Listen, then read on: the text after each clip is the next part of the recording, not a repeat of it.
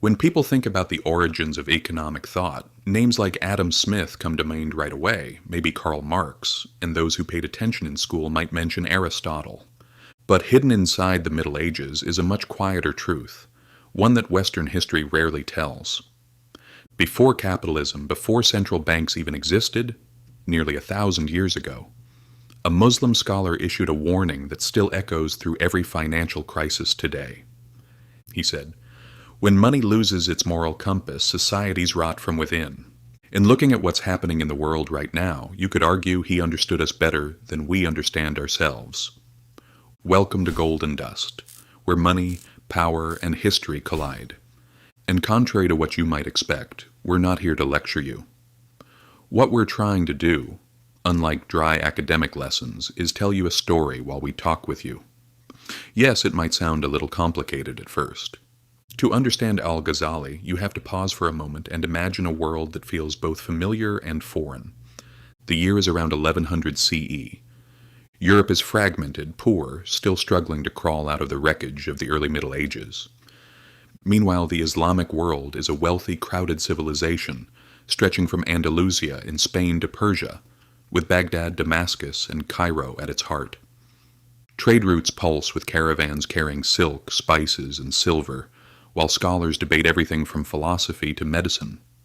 The markets are full, the empire is rich, and wealth is reshaping society faster than anyone can fully grasp. This is where things get interesting. In this world of booming trade and growing inequality, a scholar named Abu Hamid al-Ghazali emerges. Part philosopher, part jurist, part theologian.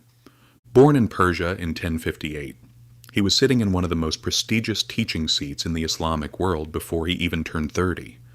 But what made him special wasn't his title. It was his refusal to accept the status quo. He saw a world where wealth was growing, markets were expanding, but something still felt wrong. A society obsessed with money, drifting away from meaning, an economy shining on the outside, rotting on the inside. You don't even have to think hard to see the modern parallel. Al-Ghazali asked a question few people dared to ask. What happens when a civilization gets rich faster than it gets wise? To find the answer, he turned his attention directly to money itself. And here's where the part you'll probably find most surprising begins. Al-Ghazali wasn't just a religious thinker. He was also a philosopher, and one of the first people to examine money through a moral and systemic lens. While Aristotle saw money as a practical tool, and later economists treated it as a mathematical equation, Al-Ghazali looked at its psychological and spiritual impact on society. He asked how money shapes behavior, trust, and ultimately, the fate of nations. To understand his ideas, you first have to understand how he saw money itself. To al-Ghazali, money was never meant to be worshipped, hoarded, or used for show. It was just a tool, something that existed purely to make exchange easier. He compared it to a mirror. A mirror has no value on its own. Its worth comes entirely from what it reflects. Money is the same. Its power doesn't lie in the gold or the silver. It lies in what it allows people to trade, to build, to cooperate on. It's an idea modern economists like to present as their own. But al-Ghazali wrote this in the 11th century, at a time when most Europeans still saw wealth as nothing more than land or plunder. And from this exact point, one of his most important insights is born: hoarded money is dead money. Wealth locked in a chest, hidden in a room, buried in a backyard wasn't just useless to him. It was socially destructive. Idle wealth doesn't circulate. It doesn't feed workers, doesn't grow trade, doesn't support families. It strangles economic life. He described it as freezing the bloodstream of society, a line you could easily find in any modern critique of inequality today. But he wasn't just complaining about greed. His argument was systemic. When the wealthy hoard money, they create scarcity, not because resources are missing, but because circulation is blocked. Prices break down, markets collapse, people suffer. This critique leads him to his next big idea. Speculation destroys trust. Al-Ghazali had zero patience for merchants who manipulated prices, created artificial shortages, or turned crises into opportunities. He saw this not as clever strategy, but as moral decay, profit without contribution.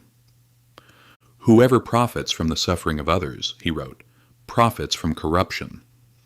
And to him, corruption was contagious. Once it took hold, it spread through markets, institutions, and eventually the whole of society. If this sounds like a commentary on today's financial bubbles, predatory lending, and crisis profiteering, you're in the right place.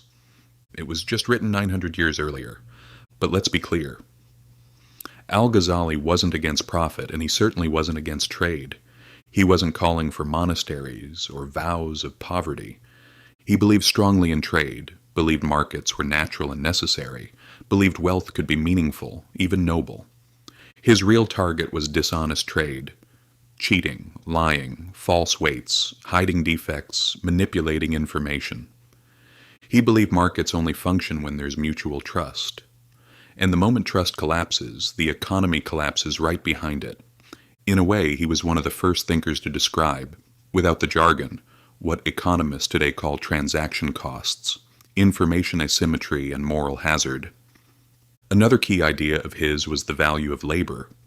He argued that work was inherently dignified, while unearned wealth was spiritually dangerous. Money earned through effort built character, while money accumulated through manipulation corrupted it. It might sound moralistic, but the logic was simple. Societies grow stronger when people contribute, and weaker when people exploit. But al-Ghazali didn't stop at individuals. He also delivered one of the earliest critiques of state intervention in currency. Medieval rulers, just like many today, would often mix gold or silver coins with other metals to stretch their budgets, effectively taxing their people through hidden inflation. Al-Ghazali openly condemned this. To him, debasing the currency was theft. It eroded trust in the market, punished the poor who received the weaker coins, and destabilized the financial system from the top down. He believed the state had a role in protecting fair markets. But that role was limited. Leaders should protect the economy, not manipulate it for short-term gain. He argued that unjust rulers destroy prosperity faster than any outside enemy ever could, and here too the modern parallel needs no explanation. These warnings didn't come from abstract theory. They came from watching the real behavior of real states.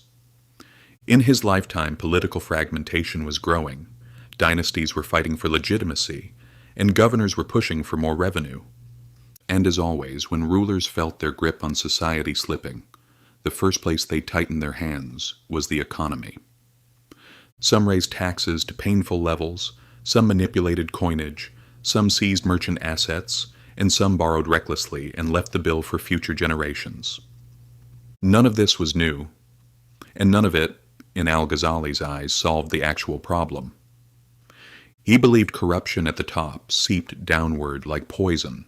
When a ruler deceived his people, merchants felt justified deceiving their customers.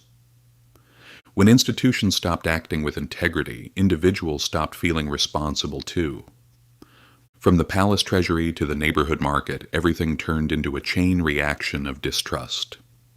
His conclusion was striking but simple. A society can survive poverty, but it cannot survive corruption. Economic collapse is rarely about running out of money. The real issue is the collapse of trust. Trust is the invisible glue holding together every transaction, every contract, every currency. Once that trust erodes, even the wealthiest nation becomes fragile. This is exactly why his ideas about currency make sense. To al-Ghazali, a currency's stability depended entirely on honesty.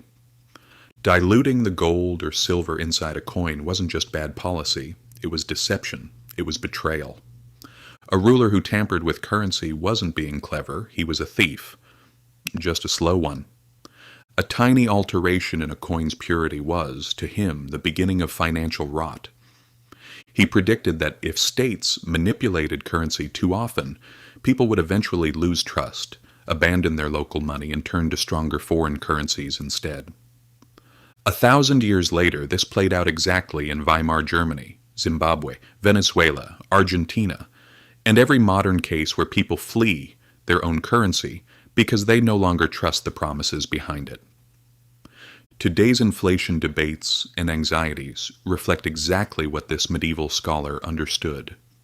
Money is ultimately a belief system, and once people stop believing, the system stops working. But al-Ghazali's view went beyond currency.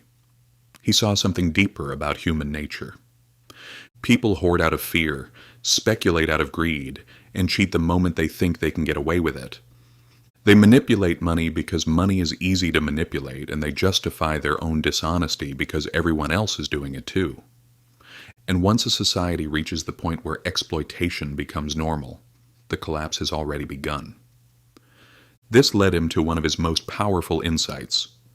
You cannot fix an economy without fixing the incentives that shape human behavior.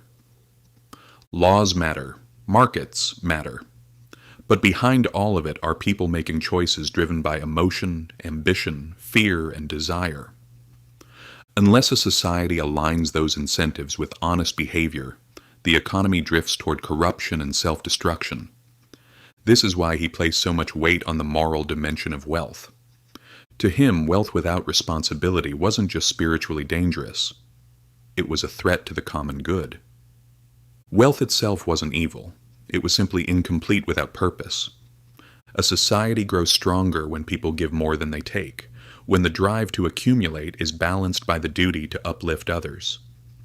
But when wealth disconnects from social responsibility, the system becomes brittle. A selfish society eventually collapses under its own weight, and when it does, everyone pays, even the wealthy who thought they were untouchable. Civilizations rise when people understand balance, and fall when that balance breaks. And this brings us straight into the modern world. Al-Ghazali's words no longer feel like medieval philosophy. They feel like a diagnostic report on our own era. We live in a global economy where money moves faster than meaning. Wealth inequality is approaching levels unseen in centuries.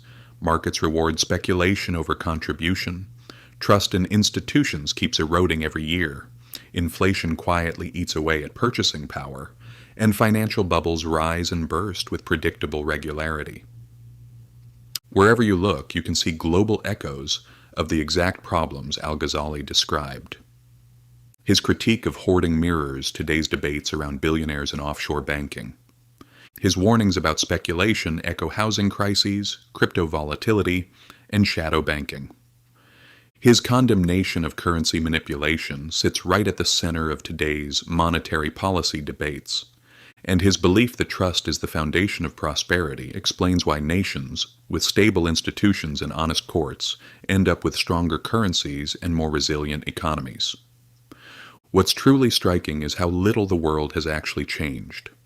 The technology is different, the markets move faster, the scale is global, but the underlying human behavior is the same. If al-Ghazali looked at our system today, runaway debt, speculative frenzy, widening inequality, institutional distrust, he would likely repeat exactly what he wrote 1,000 years ago. Where justice is lost, prosperity cannot remain. And here's the uncomfortable truth. Economies don't collapse because the numbers stop adding up. They collapse because people stop trusting each other.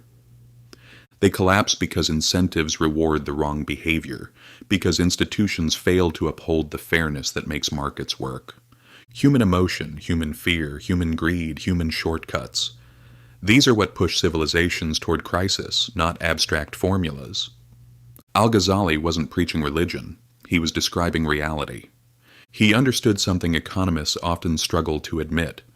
Money isn't a mechanical object. It's a moral ecosystem. And when that moral framework collapses, the financial system follows right behind it. That's why his ideas still matter today. In an age defined by record debt, speculative excess, and institutional distrust, his message becomes a survival principle. If money disconnects from morality, the system eventually breaks. Understanding that isn't just financial education, it's financial protection. Because history doesn't always repeat. But if you don't understand it, it'll crush you all the same.